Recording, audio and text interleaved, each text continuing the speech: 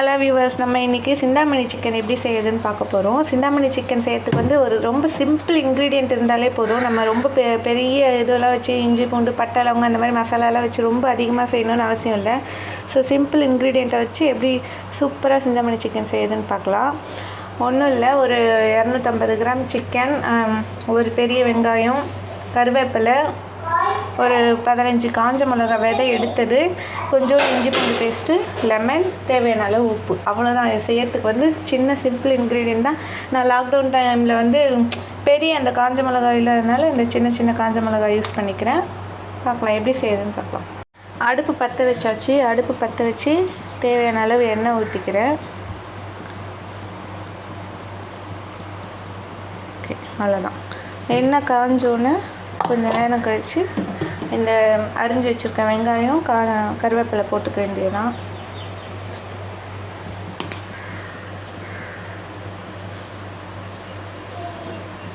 எண்ணெய் காஞ்சிடுச்சு. வெங்காயம் கருவேப்பிலை போட்டு நல்லா வதக்கணும்.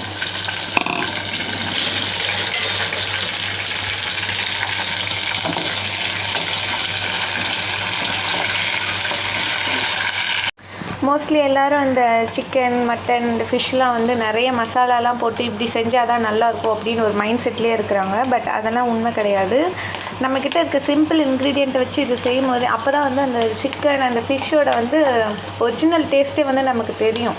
இல்லாட்டி அந்த மசாலா டேஸ்ட்டு மட்டும்தான் நமக்கு தெரியும். அது ஒரிஜினல் டேஸ்ட்டுன்றது வந்து நமக்கு தெரியாமலே போயிடுச்சு.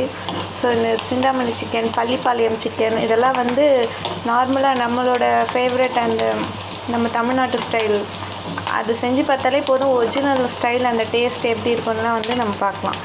ஸோ வெங்காயம் கருவேப்பிலை நல்லா வதங்கிட்ட பிறகு நம்ம அடுத்து இதில் வந்து காஞ்ச மிளகா சேர்க்கணும்.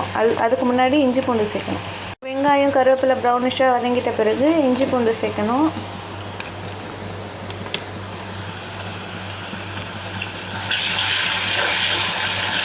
அந்த இஞ்சி பூண்டு ரா ஸ்மெல் போகிற வரைக்கும் கொஞ்சம் நேரம் வதக்கணும்.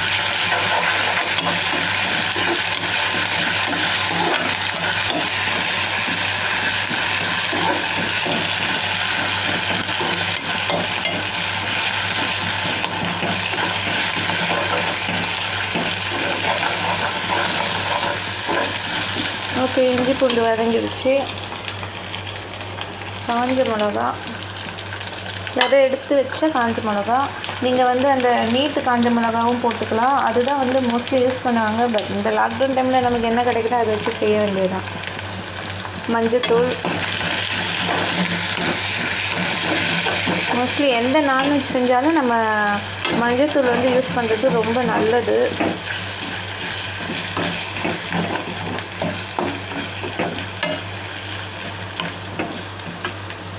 ஓகே, அப்புறம் சிக்கன் நம்ம வாஷ் பண்ணி வச்சுருக்க சிக்கனை போட்டு நல்லா கலந்து விடணும்.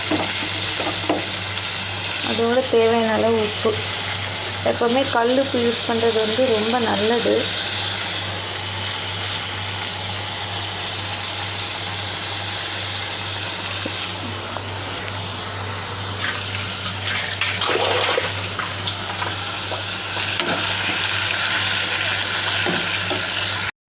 சும்மா லைட்டாக தண்ணி தெளிச்சிக்கலாம்.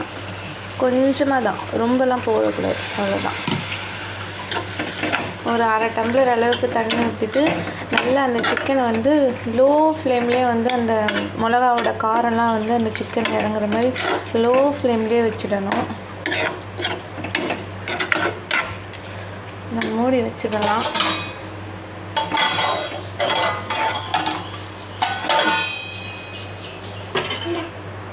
ஓகே, வெந்துருச்சான்னு ஓப்பன் பண்ணி பார்க்கலாம்.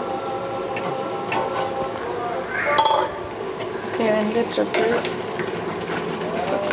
நல்லா வந்துட்டுருக்கு. லாஸ்ட்டாக வந்து கொஞ்சமாக லெமன் பிழிஞ்சு இறக்கிட வேண்டியதுதான்.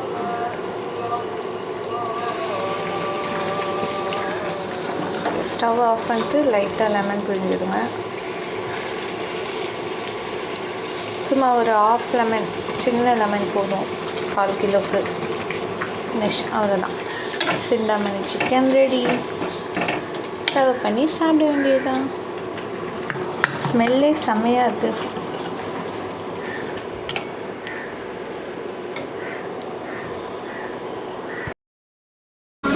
through the highway